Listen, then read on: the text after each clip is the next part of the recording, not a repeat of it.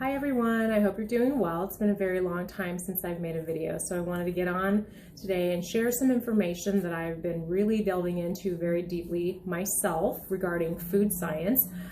It's also information that I highly recommend to a lot of my pelvic health patients.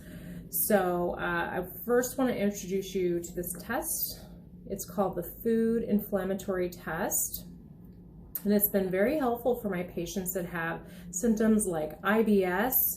I'm also using it for people that have bloating and stomach pain, inability to lose weight.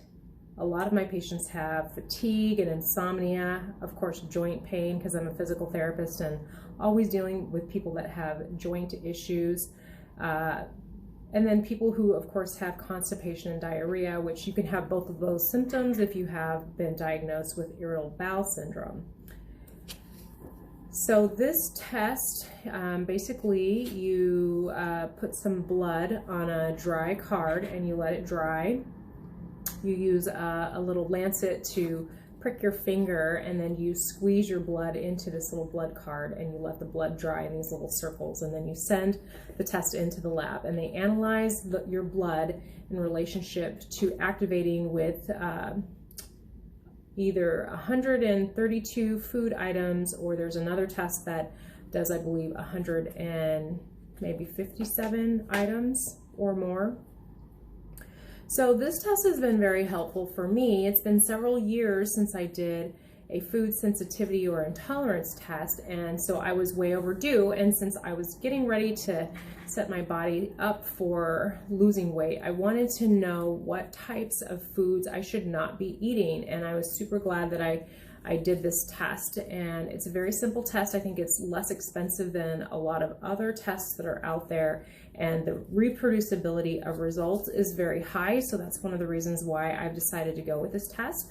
I used to use a test called the LCAT test, which is a very expensive test. You know, I would order the most comprehensive test that was out there, which included food intolerances, additives, preservatives,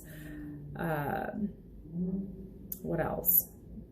Nutritional supplements. You could test medications, you could test environmental factors. So there were a lot of items that were tested on the comprehensive test. However, I decided to stop using this test because the test is very expensive, and for the person paying out of pocket, since most insurance companies do not cover the LCAT test, the comprehensive test would be about $1,500. I was getting it at a discounted rate, like I was paying maybe $315 being a medical provider. So I was recommending this test and they were giving me the discount because I was a medical provider. So that test was not very easily accessible for many of my patients because lots of people cannot afford to get that tested.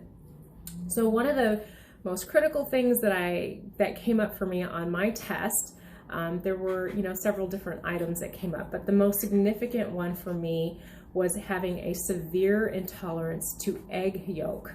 And then I also had a mild intolerance to egg white. And this has been consistent for me. So every time I've done food intolerance testing in the past, eggs have always come up as something that I need to avoid in my diet.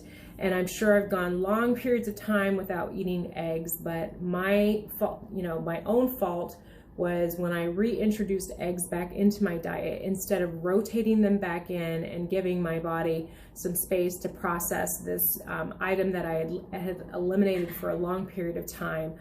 I probably went straight back to eating eggs every day. And that's how much I love eggs. I love eggs so much that I literally can eat them every day, sometimes more than once a day. They taste good to me, they're convenient, but unbeknownst to me, eggs were a severe toxin, and likely led to what I also found out by doing this test right here called the ZONULIN test.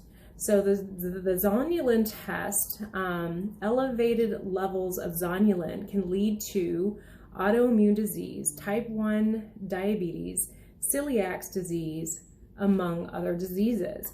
And if zonulin levels continue to be very high, then it can lead to autoimmune disease, celiac disease, non-celiac gluten sensitivity, type 1 diabetes, juvenile non-alcoholic fatty liver disease, multiple sclerosis, rheumatoid arthritis, asthma, inflammatory bowel disease, and adult glucose intolerance. So I was kind of shocked. It was actually an accident that my zonulin levels were tested. I did not order the test to be done, but the lab went ahead and ran the test, and I actually was glad that they did, because when my test came back, I actually was borderline leaky gut. And so I was kind of shocked, because I eat a healthy diet and I mostly eat only organic foods. And so I was kind of shocked, but for the past 6 months, I had been having some digestive issues, which were totally new to me. And I was attributing having these digestive issues because of a treatment that I had done 6 months prior, and it seemed to have, it fit right in line with me having some digestive issues. So I had been working on solving these issues, but I did not know that, the amount of eggs that I was eating was causing a problem. I mean, I will admit I kind of wondered, because it, had come up so many times in the past in food intolerance tests, but I just wasn't, I wasn't having an immediate reaction to it. And so it wasn't super obvious that I was reacting to eggs. And so that is one of the key components about doing food inflammatory testing, or also known as food sensitivity or intolerance testing. And that is that when we're dealing with intolerances and sensitivities, that is very different than going and getting an allergy test and finding out what allergens, like food allergens or environmental allergens. It's very different than getting those types of results. And the reason why is because when we are having an allergic reaction to something, the reaction is acute. It happens immediately. So it's immediate cause and effect. And so let's say you're allergic to strawberries and you bite your strawberry. You might immediately start having some kind of reaction to it. And if your allergy is severe, you will start having an anaphylactic allergy to it. So in that case, you'll need to, stab yourself with an EpiPen, or you will need to immediately take some Benadryl to calm down your histamine reaction. That could be, sometimes severe and sometimes even lethal. So in my experience with my testing results and the degree that I was eating the eggs when I should not have been eating so many eggs, is that it likely, caused quite a bit of inflammation in my body, and likely is what led to my gut becoming weak, and then me also developing what I perceived as some digestive issues. So what is zonulin? Zonulin is a key biomarker for intestinal permeability. So that's what leaky gut syndrome is. I mean, in layman's terms, basically, we get these holes in our gut that are not supposed to be there, and then molecules that are not supposed to be leaking out are leaking out into your, the rest of your body's system, and it's maybe making you sick or causing some kind of toxic reaction. So zonulin is the only regulator of intestinal permeability that is reversible. So once we know that we have these high zonulin levels and that is pointing towards leaky gut, once we know the things that you're reacting to, whether it be some food allergies, or I highly recommend people getting the food intolerance testing done. And the reason why is because when you have an intolerance to some kind of food substance, it is different than having that acute reaction like you're having to an allergy. And so you might not really even start to feel some kind of reaction for 24, 48, or 72 hours. And then by the time that much time, once that time has passed, there is no way for you to look back in the past and figure out what food item that you ate that might have been responsible for you feeling some kind of symptom in your body.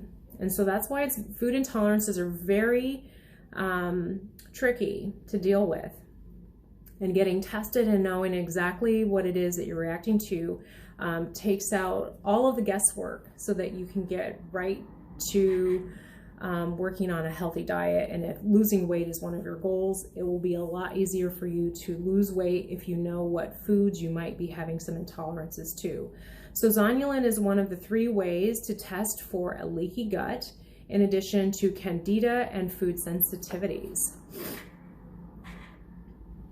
What is leaky gut? Leaky gut is having a gut that means the function of the intestinal barriers have stopped working properly. The intestinal lining is essentially a wall that has tightly joined cells, and then leaky gut is when you have openings in these cells, and then particles can get through them. Zonulin remotely controls the opening of these tight junctions between your cells. If too much zonulin is produced, the tight junctions remain open, and so that's what causes the leaky gut. So these are the 2 tests, and I will put some links below this video. I will put a link so that you can look up on the internet and find out more about the food inflammatory test. The laboratory that does this test is called KBMO Diagnostics, and it's been very helpful.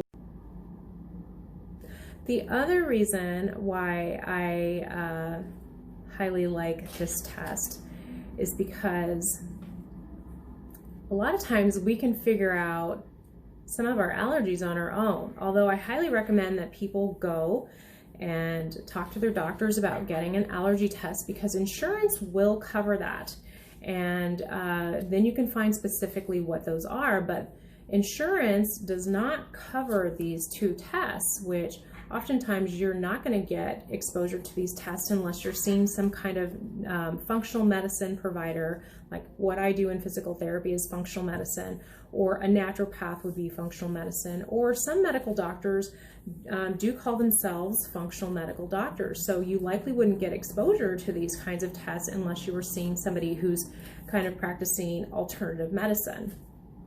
So I wanted to give you this exposure because this could be life-changing experience for you.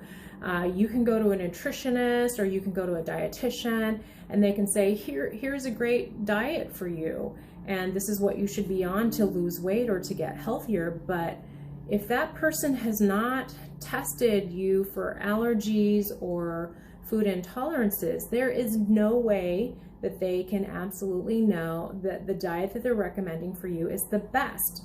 So the concepts that they might be leading you to are perfectly fine and sound, and may also be, based in science, but there is no way for them to know that giving you a list of foods that you should be eating are actually helpful to you, because they, as I found out, and as many of my patients find out, that oftentimes they are eating things that are very aggravating to their bodies and their health and their digestive health. And if they're trying to lose weight, they're not losing weight because they don't know this information. So you could be spending, hundreds of dollars at every grocery shopping trip to Whole Foods or the natural health food store, and you could be spending tons of money on supplements, because sometimes our irritants are actually in the supplements that we take as well as the medications that we take. I've had several patients figure out that some of the medications that they were taking had substances in them that were actually quite inflammatory. And then once they cut those out, then they were able to figure out, and learn how to fine-tune their diet even more based on reducing more symptoms that were causing health issues. So after you watch the video, if you want to just go down into the comments, and I will leave a link that has the food inflammatory test there for you to get more information. And then also it will be the same link that you can find information about the laboratory that runs these tests, and the same laboratory runs both of these tests. So the food inflammatory test and the zonulin test, I highly recommend them if you have been suffering from any kind of pelvic health issue related to digestion or elimination, or if you are somebody that's had a lot of abdominal pain and hasn't gotten to the root of that. then I highly recommend that you check out these tests. Okay, have a great day.